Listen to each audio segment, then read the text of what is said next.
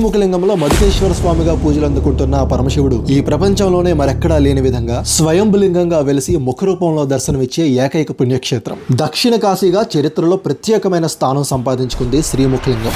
అయితే శ్రీముఖలింగం అంటే కేవలం దేవాలయాలే కాదు, 6వ శతాబ్దం నుండి 12వ శతాబ్దం వరకు ఒక గొప్ప మహానగరం. ప్రస్తుతం శ్రీకాకుళం జిల్లాలో జలుమూరు మండలంలో శ్రీముఖలింగంగా మనందరికీ తెలిసిన ఈ ఊరు అసలు పేరు కళింగ నగరి. ఒకప్పుడు భరతఖండంలో 56 స్వతంత్ర దేశాలుండేవి. అందులో 3వ దేశమే ఈ కళింగ దేశం. విశాలమైన ఈ సామ్రాజ్యంలో చుట్టూ ఎత్తైన పర్వత శ్రేణులు, మరొక పక్క బంగాళాఖాతం సముద్రం, వంశధార, మహేంద్రతనయ వంటి జీవనదులతో, పుష్కలమైన వనరులతో ఒక సంపన్నమైన సామ్రాజ్యంగా ఎదిగింది. ఈ కళింగ దేశానికి ప్రస్తుతం శ్రీముఖలింగంగా చెప్పుకుంటున్న కళింగ నగరమే క్యాపిటల్ సిటీ. రామాయణ, మహాభారత ఇతిహాసాలు, విష్ణు స్కంద పురాణంలో కూడా ఈ కళింగ దేశ ప్రస్తావన ఉంది. కళింగ నగరం ఒక పట్టణముగా దేవాలయాలతో, రాజుల కోటలతో ఇక్కడి నుండే రాజ్య పాలన జరిగినట్టు ఆనవాళ్లు లభించాయి. ఈ ప్రదేశంలోని మధుక లేదా ఇప్ప చెట్టు నుండి శివలింగం ముఖరూపంతో ఉద్భవించింది. ఇలా కలపతో ఉన్న స్వయంభు శివలింగం ప్రపంచంలో మరెక్కడా లేదు. ఈ శివలింగంలో ఆవు ముఖం కూడా కనిపించడంతో గోకర్ణేశ్వర స్వామిగా కూడా ప్రసిద్ధి చెందారు. శ్రీముఖలింగం కళింగ దేశ సామ్రాజ్యానికి రాజధానిగా ఉన్నప్పుడే కళింగ రాజైన 2వ కమర్నవ రాజు, మనం ప్రస్తుతం దర్శించుకుంటున్న ఈ దేవాలయం కళింగ రాజైన 2వ కమర్నవ 9వ శతాబ్దంలో నిర్మించినట్టు తెలుస్తుంది. 6వ శతాబ్దం నుండి 12వ శతాబ్దం వరకు శ్రీముఖలింగం రాజధానిగా కొనసాగింది. ఆ తర్వాత తూర్పు గంగ వంశీయులు ఈ ఆలయాన్ని అభివృద్ధి చేశారు. ఇంతటి గొప్ప దేవాలయంలో అసలు ఆ శివలింగం ఎలా వెలిసిందో నెక్స్ట్ పార్ట్ లో చూద్దాం.